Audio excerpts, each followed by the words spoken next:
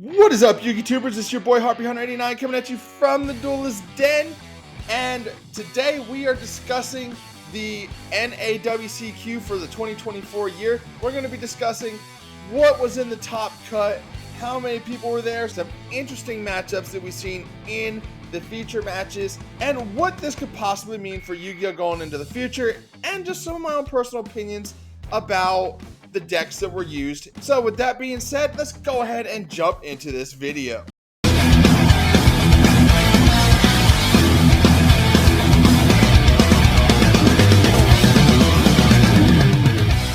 Before we get into the main body of this video, I do want to remind everyone that we are still taking participants for the Archetype Assault Challenge. It'll be one of your decks versus 5 of mine, and we can do this on Master Duel, Dueling Book, or Nexus. The requirements for your decks are very simple. Your deck can only contain cards that are in a specific archetype. For example, if you're running an Evil Eye deck, your deck can only contain cards that are part of the Evil Eye archetype, or cards that are specifically mentioned in the card text of the archetype. For example, there's a Lunalight card that says you can search out polymerization, so you will be able to use polymerization in that deck. The person who beats all 5 of my decks with their one deck wins 2 prizes. The first of which is this White Vision Funko Pop, and the second of which is a custom Duelist Den deck box. Now, we make these in-house. We are going to be selling these very soon, so keep your eyes open for that.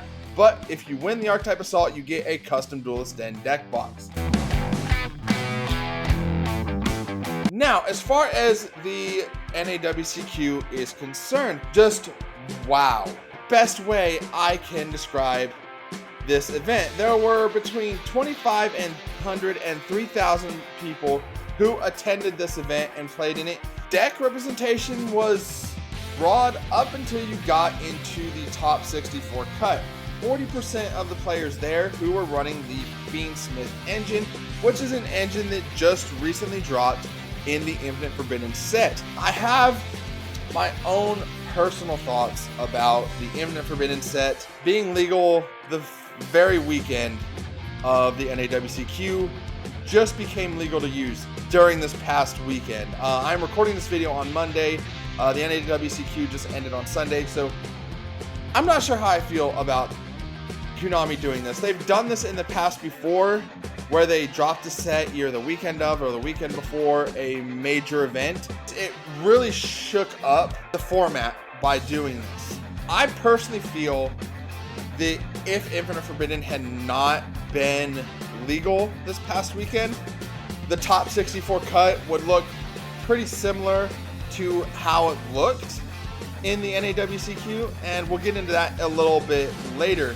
But for right now, I do want to touch on some interesting decks that I've seen being played. One in particular was in a feature match, and it was Ancient Gears versus Fiendsmith Snake Eyes, and the Ancient Gear 2-0'd the Fiendsmith Snake Eyes. After I seen that feature match, I was rooting for this guy to make it all the way to the top cut and get the invite to Worlds. I really was. He didn't make it to top 64, however. That's kind of sucked. I was really rooting for this guy. The deck representation was really broad. Everything from Fiendsmith Snake Eyes to Telements, Labyrinth to Melodious. Large representation all around going into this event. I do want to touch, however, on how many people were running the Fiendsmith Snake Eyes engine. Now, like I said, if the Fiendsmith engine was not legal, I do feel that the top cut of this event would have turned out pretty similar. Now, for those of you who've not looked it up, I'll give you the breakdown for the top cut. In the top 64, we had 29 Fiendsmith Snake Eyes, 1 Castrina Fiendsmith Snake Eyes, which I kind of want to put into that same Fiendsmith Snake Eyes part, so technically 30 Fiendsmith Snake Eyes, 13 Tempai Dragon, 9 Fiendsmith Ubel, 2 Runic, 2 Ritual Beast, 2 Gimmick Puppet, 1 Fiendsmith Memetolin, 1 Labyrinth, 1 Fire King Snake Eyes, 1 Branded, 1 Stun Runic, and 1 Telements, with 40 decks using the Fiendsmith engine. Now, again, if you look at these decks that people were running, if you take out the Fiendsmith engine, you got Snake Eyes, Tempai Dragon, Ubel, Runic, Ritual Beast, Gimmick. I feel that if the Fiendsmith engine was not legal this weekend, we would have seen the exact same Duelist with the exact same decks, just without the Fiendsmith engine, topping this event. The set dropping pretty much, or being legal pretty much the same day that the NAWCQ started. It didn't give people enough time to innovate and see what they could do with the Fiendsmith cards. And we also didn't get to see what some of the other archetypes that dropped in Infinite Forbidden, see if they would really shine, such as the White Forest or the Mimicals, for example. How will this event affect the upcoming Forbidden list is where you're going to get at the end of August.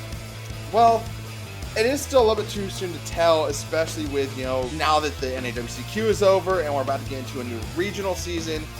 People are going to start innovating a little bit more with the cards that came out of Infinite Forbidden, so we could see a little bit of a shakeup there.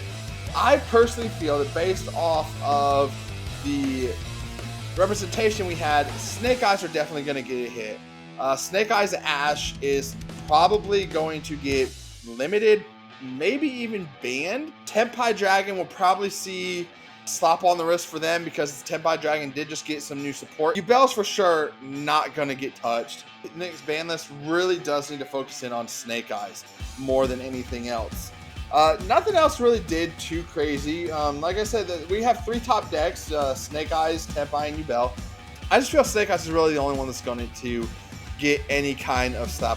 Now, let's get into some staples we've seen used over this past weekend. There were some staples we've seen used more than we thought, some less than we thought, some new cards out of Infinite Forbidden that people just really weren't expecting others to be using.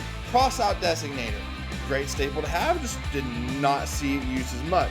Ghost Ogre, that's one of the lower end hand traps that people didn't think would make a big splash, but Ghost Ogre really did help win games.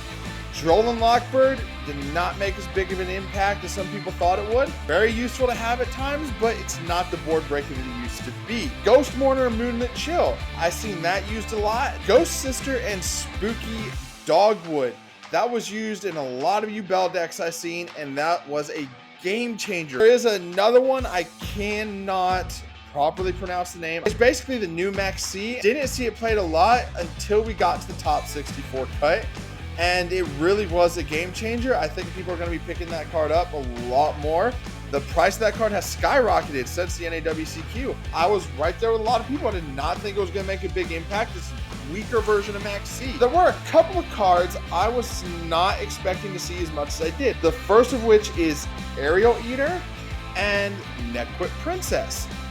These were 2 cards that were printed as commons in Infinite Forbidden, and honestly, I was not expecting people to play them as much as they did. As far as how this game is going to look going into the future, we do have Rise of the Abyss, the new water set coming out.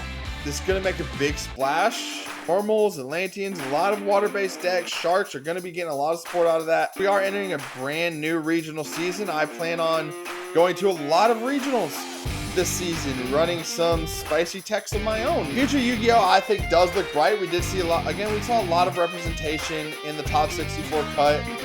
We definitely had those top dominant decks, but there really was a wide variety of things being played in the top 64 cut, and I feel like if Snake Eyes gets the proper hits it needs to, we can have a very, very diverse format going forward. That's all I've got for you guys today. Until next time, I do want to remind everyone out there, just drop a comment to enter that Archetype Assault Challenge. I haven't had anybody enter it yet. Until next time, I just want to remind everyone out there that Yu-Gi-Oh! Is not just a game. Yu-Gi-Oh! is life.